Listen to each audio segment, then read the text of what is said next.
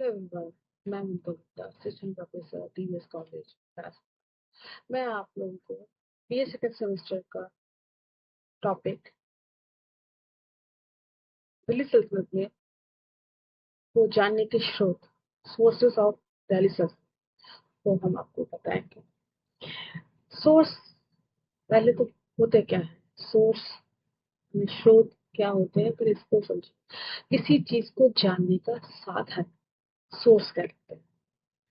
जैसे यदि हमने किसी अब हम लोग बात इतिहास की करते हैं, तो इतिहास में अब हम लोग कैसे जाने कि फला व्यक्ति ने फला क्या कार्य किया, कैसे पूछे? तो उस समय के वो कुछ ना कुछ सिक्के चलवाएगा, कहीं उसका वर्णन होगा किसी किताब में, समकालीन लेखकों ने लिखा होगा, उसके द्वारा लिखवाए गए कुछ ना कुछ प्रपत्र तामपत्र होंगे, कुछ प्रशस्तियां होंगी, वो माध्यम है।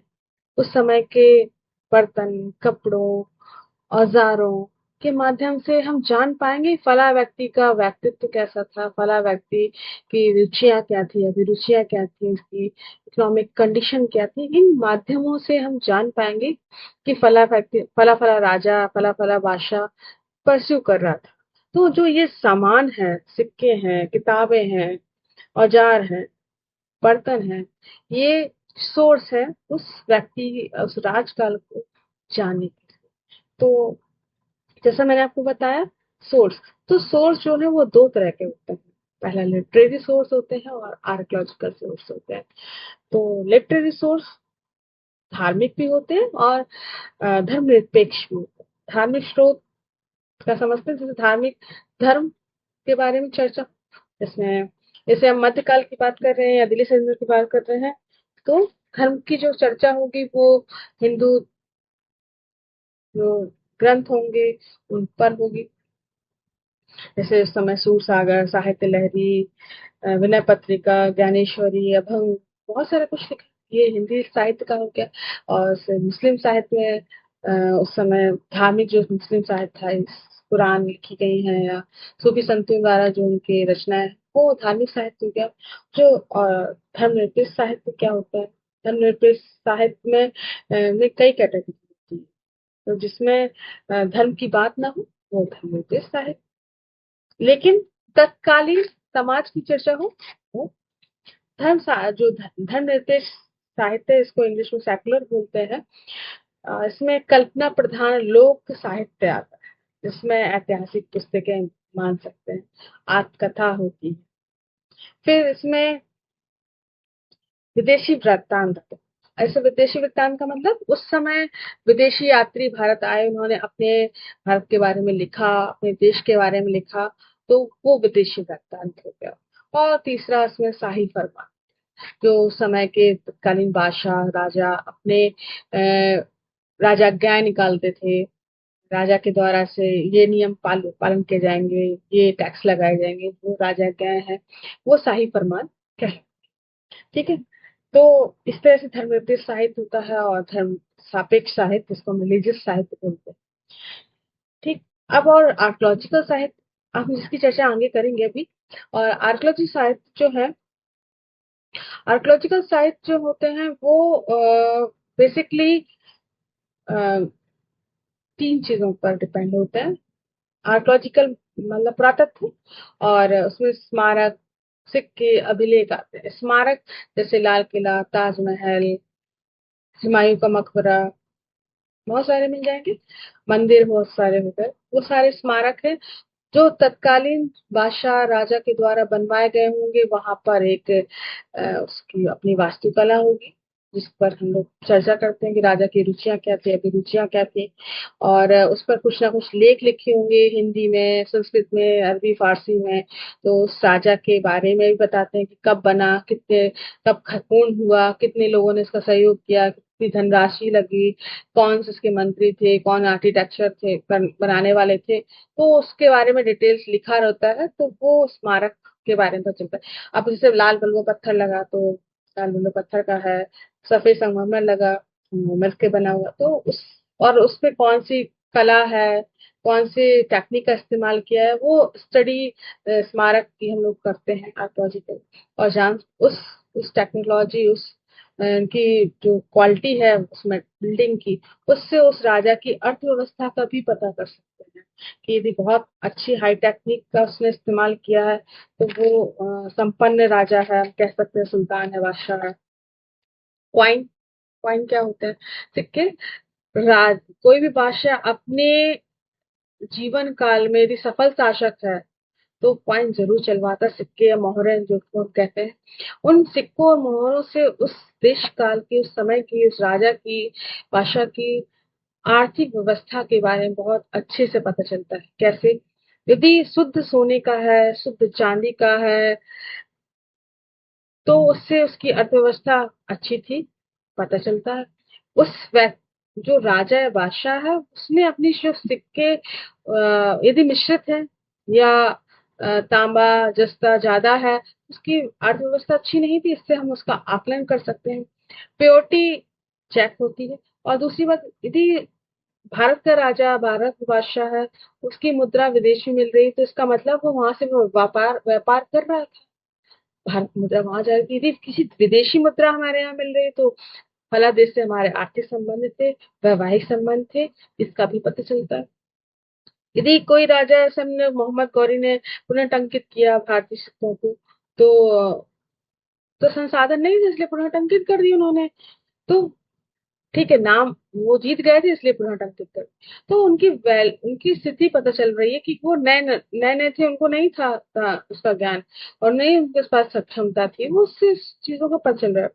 अभिलेख, अभिलेख क्या है? और क्वाइंस में एक चीज और, कि क्वाइंस में भी इस्लाम के बारे में, इस्लाम कुरान की आयतें लिखी हैं, तो और उसमें सन है, तो राजा कब गद्दी बैठा या दूसरे राजा ने कब उसको पुनर्टंकित किया, कब बैठा, और उनकी रुचि क्या थी, उनके चिन्ह क्या थे, सिंबल क्या थे, धर्म क्या के उसमें चर्चा है। प्राचीन काल के सिक्कों में, गुप्त काल में, कनिष्क के काल में देखते हैं कि सूर्य बना हुआ है, गरुड़ बना है, छत्र बना है, शिवलिंग बना है, लक्ष्मी बनी है, तो वो वैष्णव शैव धर्म को बता रहे हैं कि हम वो उस धर्म को मानने वाले हैं।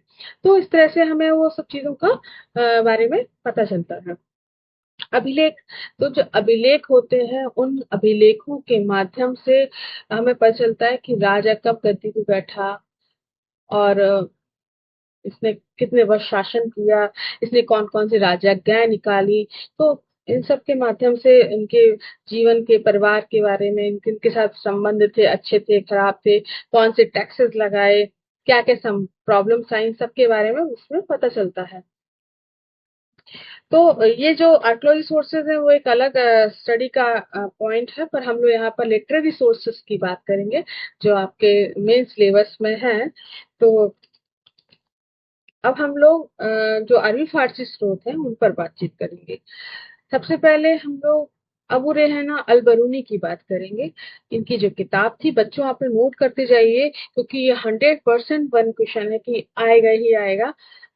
आप ये मत सोचना कि मैडम ने पेपर बनाया, पर मैडम पेपर नहीं बनाया है, लेकिन मैडम को इतना एक्सपीरियंस है कि क्या आ सकता है, इसलिए क्योंकि मुस्लिम नेम्स हैं यहाँ पर मेडवल में, और जो मुस्लिम नेम्स हैं बहुत कंफ्यूज कई बार करते हैं कि हम लोग जवान पे नहीं होते हैं वो शब्द। तो किताब अल बरूनी, वैसे उसका पूरा नाम है अबू रेहाना अल बरूनी है, अल बरूनी के नाम से जाना जाता है। किताब का नाम है किताबुल हिंद। क्या नाम है? किताबुल हिंद। और जो इंग्लिश में इसका ट्रांसलेशन सी सचाऊ ने किया है, अलबुर्नीज इंडिया करके। इस किताब में 11वीं सदी में भारतीय सामाजिक सांस्कृतिक जीवन पर चर्चा है। इसमें संस्कृत साहित्य और छंदों का भी उल्लेख किया गया है। तो इम्पोर्टेंट बात यही है कि इस किताब का किसने लिखी? किताबुल हिंद जो है किताब अलबरूनी ने लिखी, और इसका जो ट्रांसलेशन है इंग्लिश में ईसी सचाऊ ने किया। नेक्स्ट किताब है अल कूफी की चचनामा। ये बहुत पूछी जाती है ये भी, ठीक है। इस किताब में 8वीं सदी की अरबी भाषा में लिखी गई किताब है। चचनामा का फारसी में अनुवाद किया गया है। इसमें 712 की सिंध पर अरबों का जो आक्रमण हुआ और विजय हुई उसकी चर्चा है। ठीक है। अली अहमद चाच ने इसको अरबी भाषा में लिखा है, सॉरी, अल-कूफी ने इसको फारसी भाषा में लिखा है और अली अहमद चाच ने इसको अरबी भाषा में लिखा है। तो ध्यान देना कि अल-कूफी ने जो है फारसी भाषा में लिखा है और अली अहमद चाच ने अरबी भाषा में इसको लिखा है। तो पहले अरबी भाषा में लिखी गई, फिर इसको जो अल-कूफी ने फारसी में ट्रांसलेट किया है। नेक्स्ट किताब है निजामुल मुल्क तुसी की सियासतनामा। बहुत इंपॉर्टेंट है सियासतनामा किताब। इसमें प्रारंभिक तुर्क शासकों के वर्णन है और गुलामी प्रथा, दास प्रथा के प्रशिक्षण की जानकारी इस बुक में हमको मिलती है। दिल्ली सल्तनत की सबसे इम्पोर्टेंट किताब जो है हसन निजामी की ताजुल मासिर है। हसन निजामी की जो ताजुल मासिर है वो 1191 से 1229 तक के बीच की किताब है, ये लिखी गई है। और ये सबसे इम्पोर्टेंट इसलिए क्योंकि दिल्ली का ये पहला सरकारी संकलन था। क्या था? दिल्ली सल्तनत का ये पहला सरकारी संकलन था। और इस पुस्तक में मोहम्मद गौरी के अभियानों के साथ साथ ऐबक और इल्तुतमिश के सैनिक अभियानों का भी वर्णन है। मुख्य रूप से अरबी भाषा की किताब है और लेकिन फारसी शब्दों का भी इसमें प्रयोग हमको मिलता है। इस किताब जो किताब है वो चंपू किताब है। चंपू किताब जैसे आपको पता शायद हो या ना हो, बता देती हूँ। गद्य और पद्य दोनों में लिखी है, यानी प्रोज और पोएट्री दोनों में ही किताब लिखी है, इसलिए इसको चंपू काव्य कहा जाता है। इसमें तत्कालीन भारत के युद्ध, मेले और व्यवस्थाओं का जिक्र है और ये इसमें पंचतंत्र शैली में भी इसमें लिखा गया है। तो ये बहुत इंपॉर्टेंट किताब है। और इसको जो ताजुल मासिर की जो हसन निजामी जो किताब है ताजुल मासिर, इसका हिंदी में ट्रांसलेट है कारनामों का ताज, इसका अनुवाद है। तो ये बहुत इंपॉर्टेंट है और ये बहुत इंपॉर्टेंट क्वेश्चन है जो आ सकता है। 101% कह रही हूँ कि आएगा ही आएगा। नेक्स्ट किताब है, पुस्तक है मिनहाज उस सिराज की तबकाते नासरी। तबकाते नासरी जो है जो तुर्क वंश का सर्वोत्कृष्ट ग्रंथ है ये, पहली बात तो ये। और जो तबकात है, तबकात नासरी है, मिनहाज उस सिराज की किताब है। मिनहाज जो थे काजी थे दिल्ली सल्तनत में और नासरिया मदरसे के प्रधानाचार्य भी थे। तो ये पूछा जा सकता है कि जो मिनहाज उस सिराज हैं वो किस किस पद पर रहे, तो काजी के पद पर रहे और नासरिया मदरसा के प्रधानाचार्य के पद पर भी रहे। इन्होंने अपने जीवन का लेखा जोखा, शासन का लेखा जोखा उसमें वर्णन किया है। तबकात का मतलब होता है खंड, तो ये कई खंडों में है किताब। और इस जो जो तबकाते नासरी है जो नासिरुद्दीन महमूद के पर को समर्पित है। किसको समर्पित है? नासिरुद्दीन महमूद को समर्पित है। इस किताब में सैनिक अभियानों, सुल्तान, अमीर, मलिक, उलेमा आदि का विस्तृत वर्णन है और 23 तबकातों में है, 23 खंड है इस किताब के। और इस पुस्तक की जो प्रशंसा है, फरिश्ता ने बहुत प्रशंसा की है। नेक्स्ट है अमीर खुसरो। इन्होंने कहीं कहीं हमको 7 सुल्तानों का इन्होंने शासनकाल देखा, तो एक बड़ा टाइम पीरियड भारत में रहे। ये इन्होंने ये प्रथम फारसी कवि थे। इन्होंने अपने लेखन में हिंदी और फारसी शब्दों का प्रयोग किया। सॉरी, इनकी जो किताबें थी उसमें मितफात, उल फुतूह, किरान उस हदायन, देवल रानी खिज्र खां, खजाइन उल फुतूह, एजाज खुसरवी और तुगलक नामा, ये कुछ किताबें हैं। नूर सिपेहर भी है इनकी,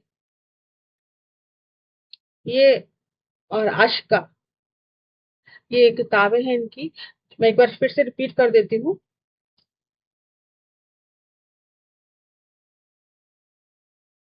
मितफात उल फुतूह, जिसमें जलालुद्दीन के सैनिक अभियानों का चर्चा है। किरान उस सदायन, ये बुंगरा खां से उसके पिता से मुलाकात की बात है। इसमें उलुग अ, बलवन और बुगरा खां की बातचीत का वर्णन है, मुलाकात का वर्णन है। ठीक है, देवल रानी खिजर खां, इसमें खिजर खां जो अलाउद्दीन का पुत्र था, वो देवल रानी गुजरात की राजकुमारी थी, रायकण की बेटी थी। उससे उसके प्रेम संबंधों के बारे में चर्चा है। और इसमें सैनिक अभियानों का भी, अलाउद्दीन के सैनिक अभियानों का भी चर्चा है। खजाइन उल फतूह जो है अलाउद्दीन के दक्षिण अभियानों पर और मंगोल अभियानों के बारे में इसमें लिखा हुआ है। एजाज खुसरबी जो है सरकारी पत्रों दस्तावेजों का संकलन है।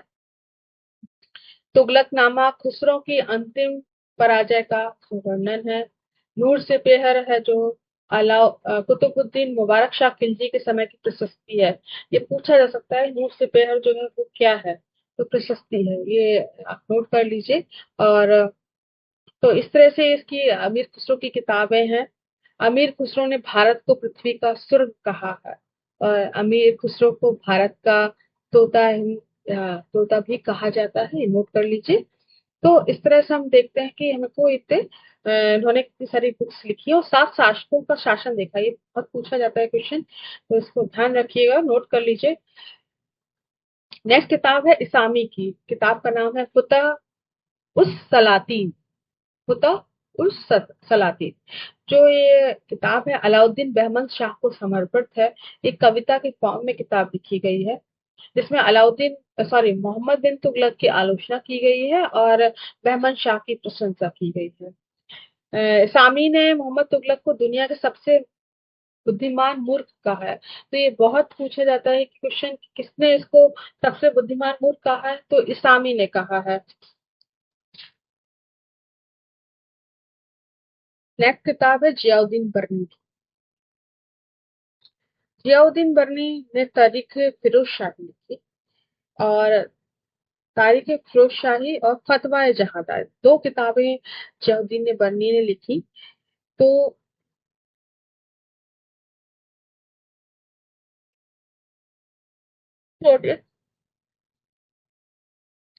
जो बर्नी था मोहम्मद बिन तुगलक के 10वें साल में काम में लगा था, दरबार में आया था।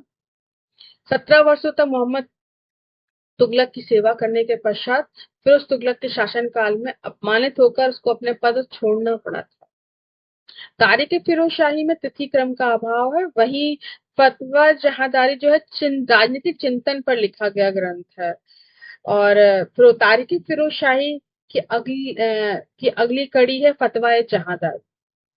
फतवा जहादारी में कुलीन वर्ग की प्रशंसा, निम्न वर्ग की निंदा, राजा, न्याय, गुप्तचर सेवाओं की व्याख्या की गई है। इसके बाद नेक्स्ट किताब है फिरोज तुगलक की फुतहात ए फिरोज शाह। ये बहुत पूछी जाती है। ये जियाउद्दीन बर्नी की दोनों किताबों के बारे में पूछा जाता है, और क्या कौन सी लिखी, और फिर मैचिंग भी आती है कई बार।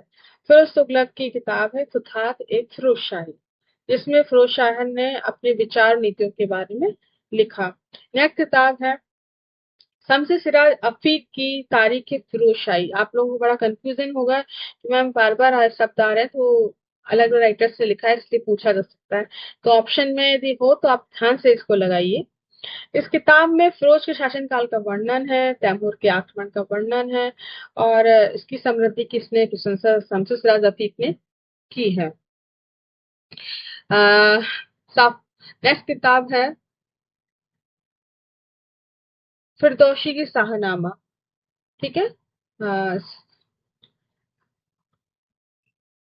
नेक्स्ट किताब है अली यज़दी की जफरनामा। ये पूछा जाता है, इसमें जफरनामा में तैमूर के आक्रमण की का वर्णन है। ठीक है, ये कुछ किताबें थी जो दिल्ली सल्तनत की फेमस किताबें हैं जिनके बारे में पूछा जाता है। ठीक।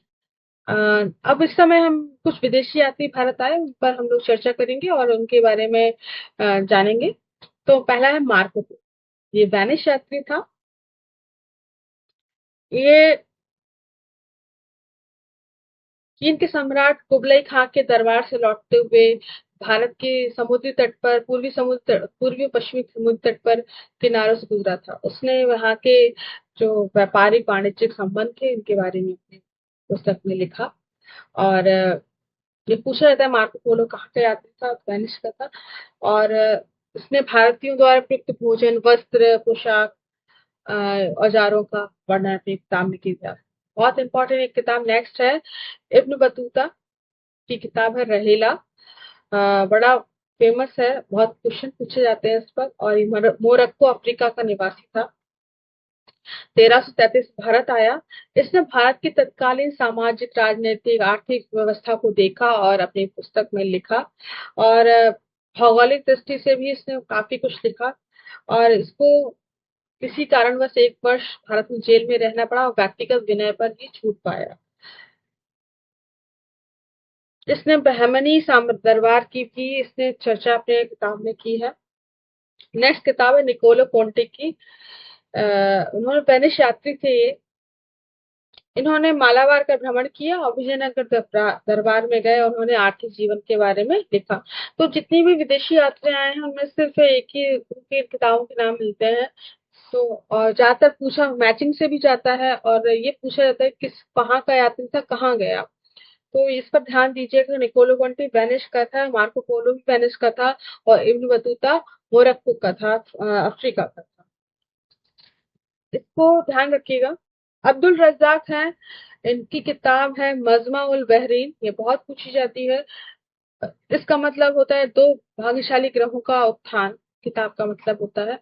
ये फारसी का विद्वान था और विजयनगर दरबार में राजदूत के रूप में भेजा गया था। विजयनगर में अपनी यात्रा का वृत्तांत, दक्कन में राजा, कुलीन वर्ग आदि सामाजिक धार्मिक जीवन के बारे में इसने जीवन में प्रकाश डाला है। डैमोगो पायस जो थे पुर्तगाली यात्री थे, भारत आए थे 1500 के आसपास और उन्होंने विजयनगर साम्राज्य के बारे में लिखा।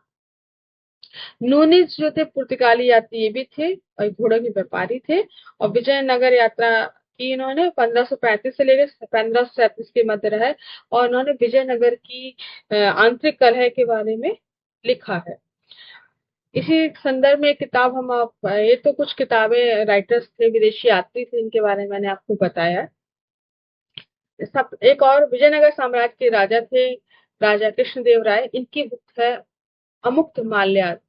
तो इन्होंने ये राजनीतिक प्रशासन का ग्रंथ है, कविता फॉर्म में लिखा है और बड़ा फेमस है। ये बहुत इंपॉर्टेंट क्वेश्चन है बेटा, पूछा जाता है ये बहुत ज्यादा, जिसके बारे में आपको पता होना चाहिए। ठीक, आपको मैं एक दो क्वेश्चन और बताती हूँ। जैसे नूर सिपहर का अर्थ क्या है? नव आकाश। ठीक है, तो इस तरह से बहुत कुछ पूछा जा सकता है आपके कोर्स में। बहुत सारे छोटे छोटे क्वेश्चन बन सकते हैं और जो मैं कहूंगी कि आप लोगों को पढ़ना चाहिए। और बहुत सारे क्वेश्चंस ऐसे हैं जो समय के अभाव के कारण मैं नहीं बता पा रही हूँ और नेक्स्ट वीडियो में आपको मैं जरूर बताऊंगी।